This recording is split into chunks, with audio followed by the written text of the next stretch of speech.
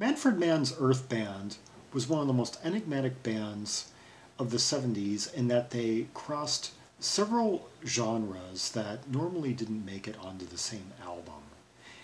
And they also managed to breathe new life and in some ways just totally illuminate otherwise mundane songs by other writers. Most famously, one writer in particular, who I'm never been much of a fan of, but I nonetheless love what they did with one of his songs to great chart success in 1976 from the album Roaring Silence, which also has many other great songs, including the one I'm about to play, This Side of Paradise.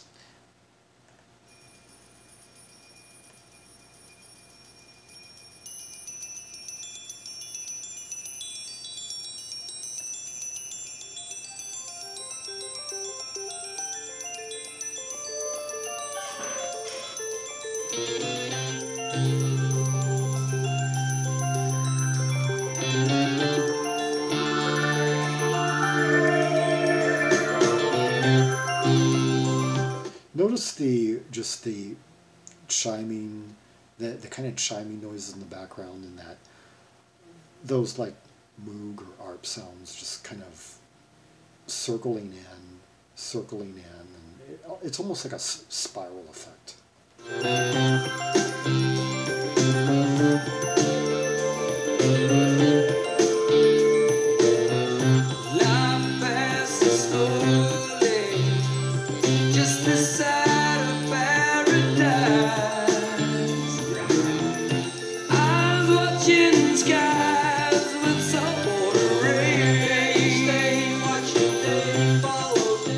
Life passes slowly, just this side of paradise, eyes watching the sky with saltwater rain. Living lonely and lonely, just this side of paradise. Living lonely and only. I've sometimes heard that as living lowly and lonely, or living lowly and only. Oh, it's easy to see when the moon passes by. Black sky.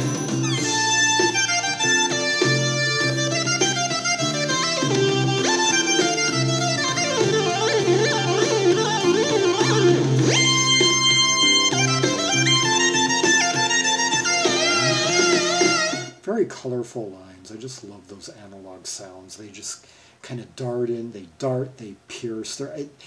There's so much shape to them. Just it's like an abstract, expressionistic piece of art.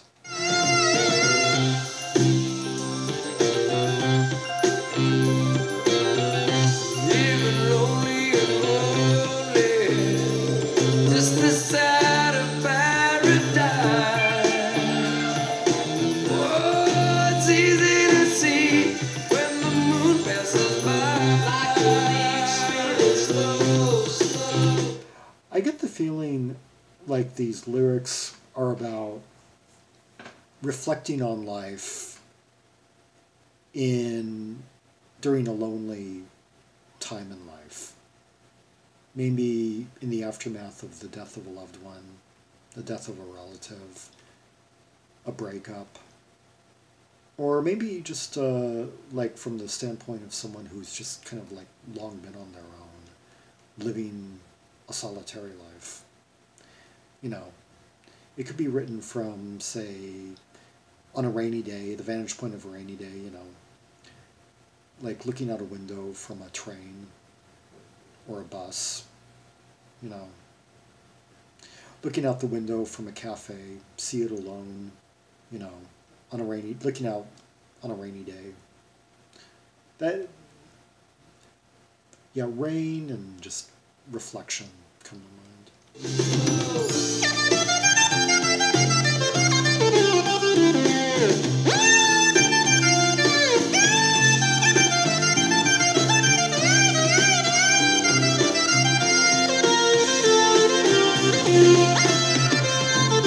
Maybe that's where the sun and the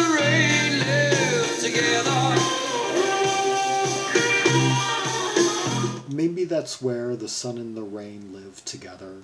Maybe it's time to get out and move out forever.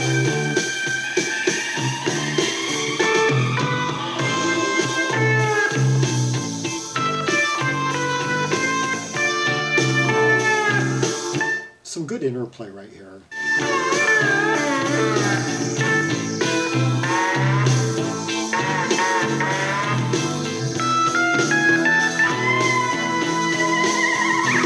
I've just noticed that there's a somewhat of a similarity between Manfred Mann's keyboard arsenal and that from this period and that of Jan Hammer.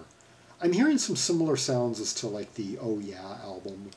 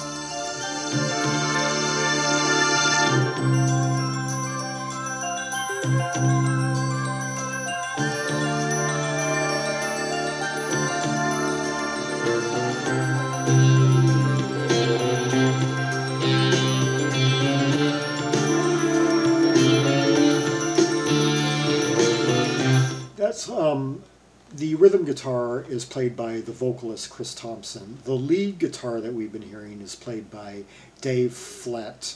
The bass, that bass line, very solid bass line, played by Colin Paddington. And the backing vocals, the female vocals you've been hearing, there are several credited, but once again we see the name, the Chanter sisters, Doreen Chanter and Irene Chanter, among others. Yeah, very ubiquitous, those two women. Life passes slowly, just the side of paradise. Eyes watching skies with saltwater rays. Day watching day, follow day, follow day, follow day, follow day.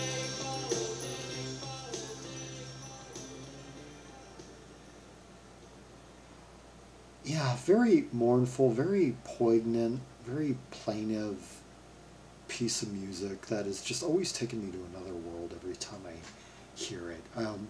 I see it as like the ultimate song of solitude.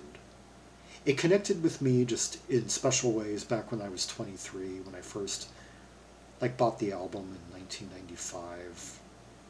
And even back then, I was only like 19 years on from, heck, more time has passed since I bought the album as it passed between its release and the time that I bought it. And yet, even when I first bought it, I just wished I could float back into this era. And yeah, the mid-70s were my escape world. Or heck, the mid-70s through the early 80s were just my big escape zone that I would spend most of my waking hours in during just the horrors of the 90s. Just hated the present during the 90s, hated the music, hated the fashion, hated the attitudes, everything about it. Like, oh God, that like the analog sounds in this were just otherworldly, particularly from a 90s perspective. It just, hearing stuff like this just takes me to another era. I know it's all subjective, but the whole point in leading people along these experiences is to try and convey the otherworldly, cosmic, aura of it all, like the impact it has on me, and trying to convey that in the best way that I can. Like, just imagine Super 8 film, imagine like fading in and out, the graininess, the glowing, dimming lights from like the background, maybe beaming right at the foreground. Yeah, 1976, a wonderland, an otherworldly wonderland of visual and sound. For hundreds upon hundreds of more great, wonderful albums from 1976, see the album directory for 1976, 1,741 titles strong, in the description, with thousands of rubies, thousands of sapphires from just about every album on there.